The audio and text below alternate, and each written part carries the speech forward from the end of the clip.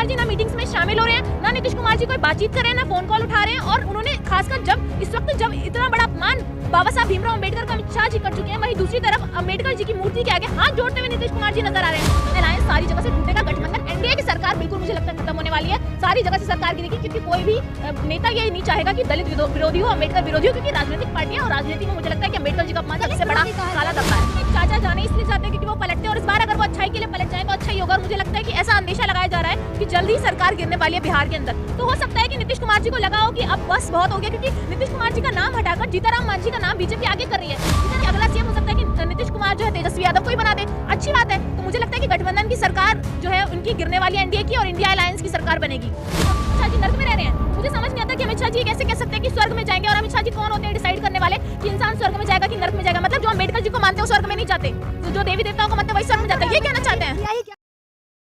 क्या लग रहा है मैम? अब देखिए अमित शाह जी ने कहीं ना कहीं बातों में साफ कर दिया, ना मैं माफी मांगूंगा ना इस्तीफा दूंगा, और सपने में भी नहीं सोच सकते कि हम भीमराव अम्बेडकर जी का अपमान करें। देखिए अमित शाह जी ने कहा था अम्बेडकर अम्बेडकर अम्बेडकर अम्बेडकर अम्बेडकर अम्बेडकर कहते हैं, ये लोग फैशन बना लिया है, और अगर ये देवी देवताओं को पूज लेते इतना तो स्वर्ग में पहुंच जाते। उसकी वजह से क्या हो रहा है देश के अंदर? देश के अंदर गठबंधन की जो सरकार है वो टूटने की कगार पर है। बिहार में देखिए राज्यपाल को बदल दिया है, जिस राज्यपाल को 1 साल कार्यकाल का हुआ है उसने बिहार में जाकर राजनीति को उथल पुथल कर दिया है सिर्फ इस बयान ने। तो उनके अपने नेता उनसे नाराज हैं, तो क्या वाकई जो अमित शाह ने कहा है वो सोच समझकर कहा है? अमित शाह ने जो कहा है वो उनकी मंशा थी, क्योंकि उनके अपने पार्टी के नेता उनके खिलाफ बगावत करने उतर चुके हैं। पशुपति पारस जो है वो पार्टी से अलग हो चुके हैं। तो आप सोचिए धीरे धीरे नीतीश कुमार जी का भी अंदेशा लगाया जा रहा है। नीतीश कुमार जी ना मीटिंग्स में शामिल हो रहे हैं, ना नीतीश कुमार जी कोई बातचीत कर रहे हैं, ना फोन कॉल उठा रहे हैं। और उन्होंने खासकर जब इस वक्त जब इतना बड़ा अपमान बाबा साहब भीमराव अम्बेडकर का अमित शाह जी कर चुके हैं, वहीं दूसरी तरफ अम्बेडकर जी की मूर्ति के आगे हाथ जोड़ते हुए नीतीश कुमार जी नजर आ रहे हैं। तो क्या समझे? अपने सोशल मीडिया से वो वीडियो फोटो ट्वीट कर सकते हैं, लेकिन वो फोन नहीं उठा सकते। तो मुझे लगता है कि वो समझ चुके हैं कि अमित शाह जी ने जो किया वो गलत किया है, और अमित शाह जी को माफी मांगनी पड़ेगी। अगर वो माफी नहीं मांगेंगे तो पूरी दिल्ली पूरा देश नीला कर दिया जाएगा। उनके इस्तीफे की मांगे उठ रही हैं पूरे देश से। लेकिन क्या लग रहा है, क्या कहीं ना कहीं नीतीश कुमार जो बगावत की अब राह पे चल रहे हैं, क्या अम्बेडकर जी के अपमान? देखिए चाचा जाने इसलिए जाते हैं क्योंकि वो पलटते हैं, और इस बार अगर वो अच्छाई के लिए पलट जाए तो अच्छा ही होगा। और मुझे लगता है कि ऐसा अंदेशा लगाया जा रहा है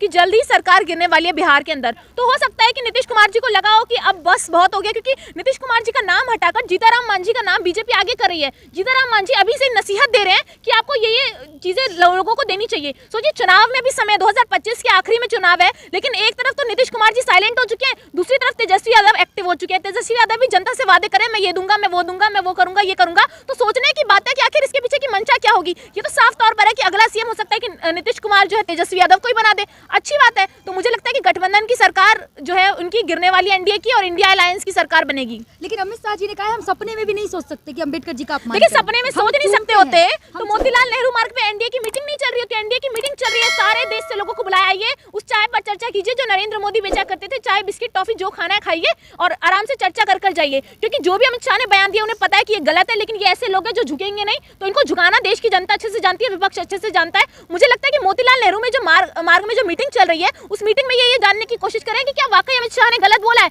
अगर बोला है तो ये कल माफी भी मांग लेंगे। ये वो लोग हैं जो अपने लोगों के कहने पर कुछ भी कर सकते हैं, लेकिन अगर जनता कुछ कहेगी, बाबा साहब भीमराव अम्बेडकर का अपमान होगा, दलितों के विरोध में जो है ये लोग हमेशा बयान देते हुए नजर आए। तो मुझे ये लगता है कि जो मीटिंग हो रही है उसके बाद हो सकता है कि अमित शाह जी माफी मांग लें। लेकिन सवाल तो ये भी ना कि गलत क्या कहा अमित शाह ने? भगवान का नाम लेंगे तो 7 जन्मों तक बिल्कुल स्वर्ग जाएंगे। अमित शाह जी नर्क में रह रहे हैं, वो भारत को नर्क बता रहे हैं क्या? अमित शाह जी नर्क में रह रहे हैं। तो मुझे समझ नहीं आता कि अमित शाह जी कैसे कह सकते हैं कि स्वर्ग में जाएंगे, और अमित शाह जी कौन होते हैं डिसाइड करने वाले कि इंसान स्वर्ग में जाएगा कि नर्क में जाएगा। मतलब जो अम्बेडकर जी को मानते हैं वो स्वर्ग में नहीं जाते, जो देवी देवताओं को मानते हैं वही स्वर्ग में जाते हैं। ये कहना चाहते हैं? क्या है, बस एक पुस्तक तो लिखी है। वो पुस्तक, जिस पुस्तक की वजह से आज ये होम मिनिस्टर के पद पर बैठे हैं, जिस पुस्तक की वजह से आज कॉन्स्टिट्यूशन की वजह से देश चल रहा है, जिस कॉन्स्टिट्यूशन को सराखों पर लगाकर लोग घूमते हैं, जिस कॉन्स्टिट्यूशन की किताब को नेता विपक्ष लेकर अपने हाथ में चलता है, उस कॉन्स्टिट्यूशन को ये लोग रद्दी बताते हैं, क्योंकि ये पहले से ही संविधान को बदलने की साजिश रच रहे हैं। रद्दी नहीं बताते मैडम। अरे क्या चूमते हैं ये? अगर ये चूम रहे होते तो इस तरीके के बयान देते, सदन में धक्का मुक्की करते। ये इन्होंने दलितों का अपमान किया, इन्होंने बाबा साहब भीमराव अम्बेडकर का अपमान किया, इन्होंने पूरे देश का अपमान किया, और ये लगातार उस पर अड़े गए, अभी तक माफी नहीं मांगी। सोचिए 24 घंटे के अंदर अमित शाह को माफी मांगनी चाहिए, लेकिन 24 घंटे के अंदर नरेंद्र मोदी ट्वीट कर देते हैं।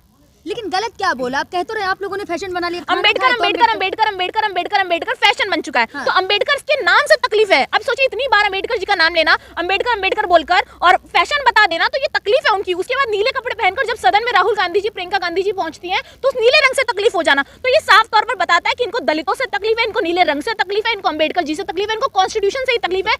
तकलीफ तो राहुल गांधी और अखिलेश यादव को है। किसने कहा राहुल गांधी जी को तकलीफ है? योगी आदित्यनाथ कह रहे हैं। वो व्यक्ति जो कॉन्स्टिट्यूशन की किताब लेकर हाथ में चलता है उसको तकलीफ होगी कॉन्स्टिट्यूशन से। वो तो पहले भी कह रहे थे ये वो लोग हैं जो कॉन्स्टिट्यूशन को बदलना चाहते हैं, ये वो लोग हैं जो संविधान को नहीं मानते हैं। आज जनता ने देख लिया, वही निकल कर फोटो वायरल हो रहे जिसमें कभी अम्बेडकर जी को माला नहीं चढ़ाते, शिवाजी जी को माला चढ़ाएंगे लेकिन अम्बेडकर जी को नहीं चढ़ाएंगे। देखिए अपमान तो कांग्रेस कर रही है। ये तो बीजेपी यही होती है ना, बीजेपी डिसाइड करती है कि किसको माला चढ़ानी चाहिए, किसके आगे हाथ जोड़ना चाहिए। तो मुझे ये लगता है कि अम्बेडकर जी को चाहे हाथ से नमन कीजिए चाहे माला चढ़ाइए, ये अपनी निजी इच्छा है राहुल गांधी जी की। कम से कम वो अपमान तो नहीं करते कॉन्स्टिट्यूशन का, कम से कम अम्बेडकर जी के खिलाफ तो नहीं बोलते। लेकिन मुझे लगता है कि अमित शाह जी जिस तरीके से बयान देते हैं सदन में, पूरी देश की पंचायत में हजारों करोड़ों वीडियोस कैमरास के बाद भी, और उसके बाद माफी नहीं मांगते, तो ये शर्म की बात है। मैडम आपने देखी नहीं लग रहा। देखिए आपने नहीं देखी, मुझे लगता है आप पूरा रिसर्च कीजिए। मैंने तो वो पूरी वीडियो देखी है, इसलिए मुझे समझ में आ रहा है। बीजेपी की जबान मत बोलिए आप। बार भी नाम लीजिए, अच्छी बात है, लेकिन संविधान को मानिए भी तो। उन्होंने ये नहीं कहा, उन्होंने कहा कि अम्बेडकर अम्बेडकर अम्बेडकर अम्बेडकर अम्बेडकर फैशन। तो उसके बाद तो डिफेंड करेंगे ना, डिफेंड तो करेंगे थोड़ा बहुत। उन्हें पता है वोट तो दलितों का चाहिए इनको, ऐसे कैसे सत्ता की कुर्सी पर बैठेंगे। तो इनको लगा था कि ये होगा, और नीतीश जी जो अलग हुए हैं उस साफ तौर पर समझ में आ रहा है कि अब अलायंस सारी जगह से टूटेगा। गठबंधन एनडीए की सरकार बिल्कुल मुझे लगता है खत्म होने वाली है, सारी जगह से सरकार गिरेगी, क्योंकि कोई भी नेता ये नहीं चाहेगा कि दलित विरोधी हो, अम्बेडकर विरोधी हो, क्योंकि राजनीतिक पार्टियां और राजनीति में मुझे लगता है कि अम्बेडकर जी का अपमान सबसे बड़ा काला धब्बा है। चुनाव आते देखा नहीं, यहाँ पे पैर धोते हैं, खाना खाते हैं। हाँ देखा, वो हमने देखा कैसे पेशाब किया इन्होंने दलितों के ऊपर, कैसे दलितों को ये लोग पीटते हैं, कैसे समझते हैं। ये सब कैमरा जीवी है। 2 मिनट पहले कहता है ना, आपने ऐड देखी होगी कि पिक्चर में नूडल खा रहे हैं, फेंक दे रहे हैं, तो वो चीज आपको नहीं दिखाई देती। जो ये वीडियो बनाते हैं वो दिखाई देती है, झूठा है, ड्रामा है। अरे मोदी जी क्या करते हैं? मोदी जी तो ब्रांड मॉडल हैं, उनसे तो ब्रांड की ऐड करवाइए आप, जाके मैगी की ऐड कराइए, कपड़ों की ऐड कराइए, अलग अलग ब्रांड्स के चश्मों की ऐड कराइए। लेकिन मोदी जी से आप ये मत पूछिए कि ब्रजभूषण शरण सिंह के साथ क्या करना है, ये मत पूछिए कि उसके साथ प्रज्वल रवन्ना के साथ क्या करना है। तो नरेंद्र मोदी सिर्फ बयान देंगे अपने लोगों को डिफेंड करने के लिए। नाम नहीं ले सकते अम्बेडकर जी का। किसका नाम नहीं ले सकते? कौन नाम नहीं ले सकता?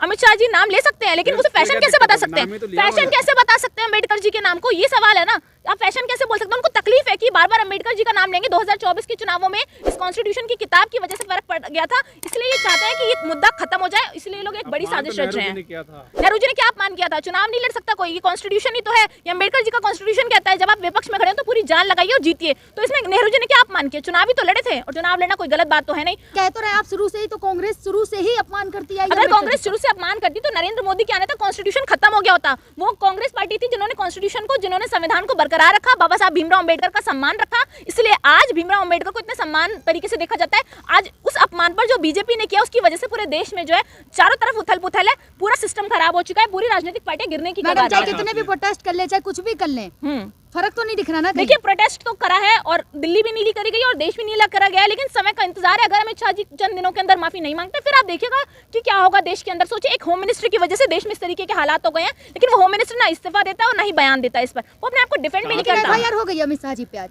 देखिए अमित शाह जी के खिलाफ जो कंप्लेंट दर्ज की है वो तो करनी ही थी, लेकिन मुझे लगता है कि पुलिस इनकी सिस्टम इनका, लेकिन उसकी वजह से मुझे नहीं लगता कि कोई कार्रवाई होगी, क्योंकि पुलिस इनकी सिस्टम इनका, सरकार इनकी, सब ये मैनेज कर लेंगे। जब एक प्रोटेस्ट भी क्यों करना जब आपको पता है? प्रोटेस्ट क्यों नहीं करेंगे? हमारा संवैधानिक अधिकार है, यही अधिकार तो बाबा साहब भीमराव अंबेडकर ने दिया है कि अगर गलत के खिलाफ आपको प्रोटेस्ट करना पड़े, गलत के खिलाफ आपको सड़कों पर आना पड़े, तो आप आइए, प्रोटेस्ट कीजिए। हम अपने अधिकार के लिए लड़ते रहेंगे, चाहे बेशक तानाशाह कुर्सी पर बैठा। हमें उम्मीद है किसी कॉन्स्टिट्यूशन से हम नरेंद्र मोदी और अमित शाह को सत्ता की कुर्सी से भगाएंगे, इसी कॉन्स्टिट्यूशन से इस्तीफा देना पड़ेगा। जय भीम बोलने से क्या होता है? जय भीम बोलने से वो होता है कि जिसकी जिसमें आस्था है वो वही बोलेगा। अगर किसी को अंबेडकर जी को ईश्वर की तरह मानना है, जय भीम बोलना है, तो उसमें कोई दो राय नहीं है, इसमें कोई बुराई नहीं है। भगवान नहीं है। हो सकता है कि दलितों के भगवान है, दलित उन्हें भगवान की तरह पूछते हैं, तो मुझे लगता है कि अगर वो पूछते हैं तो इसमें कोई बुराई नहीं है। हम देवी देवताओं को पूछते हैं, और अगर वो कहें कि हम आपके देवी देवताओं को नहीं मानते, तो हमें हमारे देवी देवताओं को कोई माने ना माने से कोई फर्क नहीं पड़ता। ठीक वैसे अगर उनके अंबेडकर जी को अमित शाह कुछ माने या ना माने से कोई फर्क नहीं पड़ता, तो अंबेडकर जी तो वही रहेंगे, देवी देवता भी वही रहेंगे। तो मुझे लगता है कि दलितों के विरोध में इन्होंने इस तरीके के बयान दिए, क्योंकि ये जानते हैं